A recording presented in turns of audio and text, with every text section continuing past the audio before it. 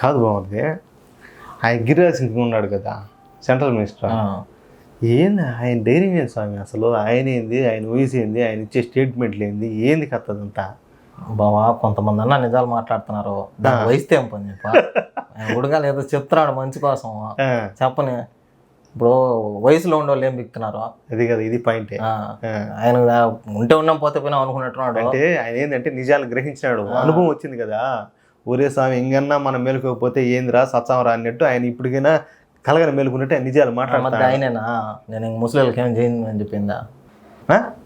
ముస్లింలకు నేనేం చేయదలుచుకోలేదని చెప్పి ఆయనే తప్పులే, ఆయనే అంత దెబ్బ కొట్టినా ఇంకా ఎట్ట చేస్తాడు చెప్ప. పాయింటే. సర్లే విషయానికి వద్దాం, మా న్యూస్ చెప్దామని చెప్తా. జై శ్రీరామ్, అందరికీ నమస్కారం, వెల్కమ్ టు న్యూస్ అఖండ. నేను మీ కస్తూరి శ్రీధర్. అసలు మైనార్టీలు అంటే ఎవరు? మీరు కూడా ఒకసారి ఆలోచన చేసుకోండి, మైనార్టీలు అంటే అసలు ఎవరు? నిజానికి మైనార్టీలు అంటే ఒక దేశ జనాభాలో అతి తక్కువ శాతం కలిగిన జాతులను మైనార్టీలు అంటారు. అంటే ఉదాహరణకు 10% లోపు జనాభా ఉన్న జాతులను మైనార్టీలు అని అంటారు. మరి 16% జనాభా ఉండే వాళ్ళని ఏమంటారు? ఒకసారి ఆలోచించండి. మన దేశంలో స్వాతంత్రం వచ్చినప్పుడు ముస్లింల జనాభా 4%. దీంతో అప్పట్లో మన సెక్యులర్ ప్రధాని అయినటువంటి ఈ చీచి నెహ్రూ ఉన్నాడు కదా, ఆయన ముస్లింలను మైనార్టీలుగా గుర్తింపునిచ్చినాడు. ఇంకొక మాట చెప్తా నేను, అసలు ఈ దేశం విడిపోయిందే అంటే విభజించబడిందే మత ప్రాతిపదికన. ఏది? ఈ భారతదేశం వచ్చేసి హిందూ దేశంగాను, పాకిస్తాన్ వచ్చేసి ముస్లిం దేశంగాను. అలాంటిది అంటే దయదెలిచి ఉండనిచ్చారు. వాళ్ళైతే పాకిస్తాన్ వాళ్ళు అక్కడుండే హిందువులను ఏం చేశారో, ఈ ట్రైన్ నిండా మనకు కానుకగా బహుమతిగా ఏం పంపించారో మనకు అందరికీ తెలుసు. ఏది? ఈ విభజన తర్వాత. కానీ భారతదేశంలో ఏంటంటే ఒక సోదర భావంతో సరే ఉంటే ఉన్నాయలే అన్నట్టు వీళ్ళని ఉండనిచ్చినారు కదా. ఈ ఉన్నోళ్లకు మళ్ళీ ఈ మైనార్టీ హోదానికి ఇవ్వాల్సినంత అవసరం ఉండదు. అసలు నేను ఒక మాట చెప్తున్నా, కువైట్ అనే దేశం ఉంటుంది. ఏది? అది అరబిక్ దేశం. ఆ అరబిక్ దేశంలో బెదున్లు అనేవాళ్ళు ఉంటారు. వాళ్ళకి ఏంటంటే కనీసం వాళ్ళు ఆ దేశంలో పుట్టినా ఆ దేశంలో పెరిగినా వాళ్ళు పైగా ముస్లింలు కూడా. కానీ ఏంటంటే వాళ్లకు కువైట్ పౌరసత్వం అనేది వాళ్ళకు ఉండదు. ఊరికే బతుకుతున్నాం అంటే బతుకుతున్నాం అన్నట్టు వాళ్ళు బతకాల్సిందే. ఆ విధంగా అరబిక్ దేశాలు చాలా ఉన్నాయి. అలాంటి అరబిక్ దేశాలు ఈ ముస్లిం దేశాలే ఆ మాదిరి ప్రవర్తిస్తూ ఉంటే ఈ దేశంలో దయదెలిచి ఏదో ఉండనీయలే అనుకునే వాళ్లకు మైనార్టీ హోదాను అసలు ఎందుకు ఇవ్వాలా? కానీ ఈ చీచి నెహ్రూ అయితే ఇచ్చినాడు. కానీ 2024 నాటికి వాళ్ళ జనాభా ఏకంగా 4 రెట్లు పెరిగి, ఏది 4% ఉండే జనాభా 4 రెట్లు పెరిగి 16%కి చేరుకునింది. ఇదేంటంటే లెక్కల ప్రకారమే. ఇంకా అనధికారికంగా ఎంత ఉన్నదో ఇంక తెలియదు. జమ్మూ కాశ్మీర్లో పూర్తిగా ముస్లింలదే డామినేషన్, మాకు తెలిసిందే ఈ విషయం అయితే. ఇక పశ్చిమ బెంగాల్, కేరళ ప్రాంతాల్లో ముస్లిం జనాభా అయితే 30%కి చేరిపోయింది. ఏది? నేను చెప్పేది ఊరికి ఇది అధికారికంగా లెక్కల ప్రకారమే, ఇంకా అనధికారికంగా ఇంకే స్థాయిలో ఉన్నదని తెలియదు. అందుకే జమ్మూ కాశ్మీరు, పశ్చిమ బెంగాల్, కేరళ రాష్ట్రాల్లో పరిస్థితులు ఎలా ఉన్నాయో మనం అన్నీ కూడా మనం చూస్తూనే ఉన్నాం. ఈ స్థాయిలో జనాభాను పెంచుకుంటా కూడా భారత్లో ముస్లింలకు భద్రత లేదని చెప్పేసి సిగ్గు లేకుండా కొంతమంది అయితే ప్రచారం చేస్తా భారతదేశ పరువును తెచ్చున్నారు. అంటే నేను గతంలో కూడా చెప్పినా కదా, పాలు దాగి రొమ్ము గుద్దినట్టు, తిన్నింటి వాసాలు లెక్క పెట్టినట్టు ఆ మరియు కొంతమంది ఏంటంటే నీతి జాతి లేని వాళ్ళు కొంతమంది ఆ విధంగా చాలా దారుణంగా ప్రవర్తిస్తూ ఉంటారు.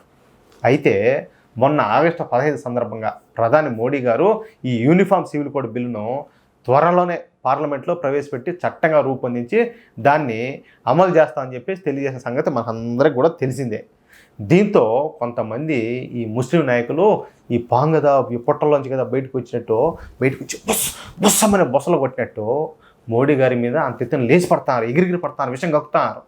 యూనిఫామ్ సివిల్ కోడ్ అనేది రాజ్యాంగ విరుద్ధమని, మైనార్టీలకు ఈ సివిల్ కోడ్ అయితే వర్తించదని, తాము షరియాలను తప్ప మరి చట్టాన్ని అనుసరించమని చెప్పేసి కోలవాలు చేస్తారు. సరే, మీరు ఈ స్టేట్మెంట్ ఇచ్చారు కాబట్టి ఈ సందర్భంగా నేను ఒక మాట చెప్తా. మీకు షరియా చట్టం కావాలి కదా. సౌదీలో ఒక చట్టం ఉన్నది.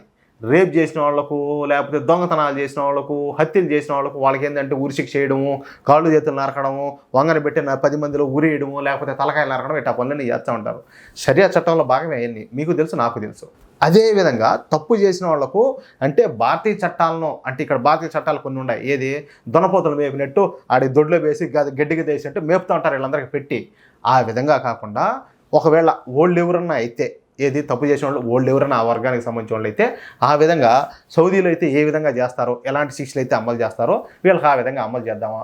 అబ్బా అట్లా దానికి ఒప్పుకోరు.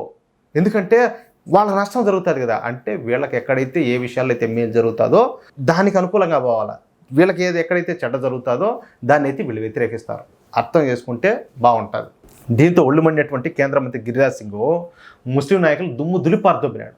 ముక్కు సూటిగా ఉన్నది ఉన్నట్టు మాట్లాడే గిరిరాజ్ సింగ్ మాట్లాడుతా ఆయన ఏమన్నాడు అంటే, అసలు మన దేశంలో ముస్లింలకు మైనార్టీ హోదాను ఇవ్వాల్సిన అవసరం ఉండాదా? నీకు అర్థమవుతుందా? అవసరం ఉండాదా? మైనార్టీల జాబితా నుంచి ముస్లింలను అయితే తొలగించాల్సిందే. ఈ 16% ఉన్న ఈ ముస్లిం జనాభాను మైనార్టీలుగా ఎలా పరిగణిస్తారు? మీకు అర్థమైందా లాజిక్? ముస్లింలు ఎంత మాత్రం కూడా మైనార్టీలు కాదు. కొందరు ముస్లిం పెద్దలు నోటుకొచ్చినట్టు మాట్లాడుతున్నారు. కానీ ఎట్టి పరిస్థితుల్లో సెక్యులర్ సివిల్ కోడ్ ఇదే ఈ యూనిఫామ్ సివిల్ కోడ్ దాన్ని అయితే ఖచ్చితంగా తీసుకురావాల్సిందే. ఖచ్చితంగా ఒక దేశం ఒక చట్టం అమలు కావాల్సిందే. యాడైనా కూడా నేను ఒక మాట చెప్తా, సౌదీ ఇస్లాం పుట్టింది కదా, అక్కడ ఆడ ఎన్ని చట్టాలు ఉన్నాయి? సరే, ఎప్పుడు చూసినా కూడా మన దేశం మీద విషయం కలుపుతూ ఉంటుంది. మన ఆపుండే పాకిస్తాన్, ఆ దేశంలో ఎన్ని చట్టాలు ఉన్నాయి? మరి మన దేశంలో ఎన్ని చట్టాలు ఏంది?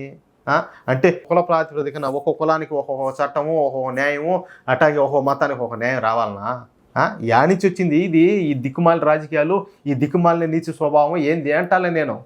ఒకసారి ఆలోచించండి. కాబట్టి ఖచ్చితంగా ఒకే దేశం ఒకే చట్టం అమలు కావాల్సిందే.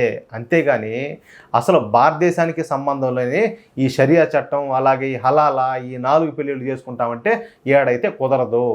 ఈ దేశంలో ఇక నుండి కఠినమైన ఉన్నతమైన చట్టాలను అమలు చేసి తీరుతాం.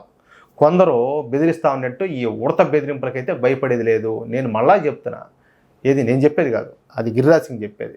సెక్యులర్ సివిల్ కోడ్ దేశంలో అమలు చేసి తీరుతాం అంట ఈ కేంద్ర మంత్రి గిరిరాజ్ సింగ్ అయితే డైనమిక్గా. నేను అదే చెప్పింది, ఈ వయసులో కూడా ఏంటంటే ఒక మోగొడతనంగా కరుడుగట్టిన ఒక జాతీయవాదిగా, ఈ దేశ పౌరుడిగా ఉంటే ఈ దేశంలో ఎంతమంది అయితే జనాభా ఉంటారో అందరికీ ఒకే చట్టం ఉండాలా, ఒకే న్యాయం ఉండాలా, అందరికి ఏదైనా కూడా అది వర్తిస్తుందని చెప్పేసి నిజాయితీగా ముక్కుసూటిగా నిర్భయంగా మాట్లాడినాడు. అది విషయం అయితే. అర్థమైందా?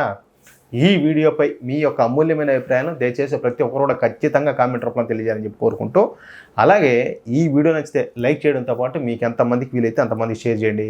అలాగే ఇంతవరకు ఎవరైనా కూడా మన ఛానల్ సబ్స్క్రైబ్ చేసుకోకపోతే దయచేసి ప్రతి ఒక్కరు కూడా మన ఛానల్ సబ్స్క్రైబ్ చేసుకోండి. అసలు సబ్స్క్రైబ్ చేసుకోండి అని చెప్పి భంగపడుతున్నామే కానీ ఎంతమంది సబ్స్క్రైబ్ చేసుకుంటున్నారు చూస్తున్నారు వీడియోలు. సబ్స్క్రైబ్ చేసుకున్న వాళ్ళకంటే చేసుకునే వాళ్ళు ఎక్కువ చూస్తున్నారు, కానీ సబ్స్క్రైబ్ చేయడం లే. కామెంట్ కూడా పెడతారు. కామెంట్ పెట్టే వాళ్ళు కూడా చాలామంది అయితే మన ఛానల్ అయితే సబ్స్క్రైబ్ చేసుకోవాలా. ప్లీజ్ నాయనా సపోర్ట్ చేయండి, ప్లీజ్ సపోర్ట్ చేయండి. జై శ్రీరామ్.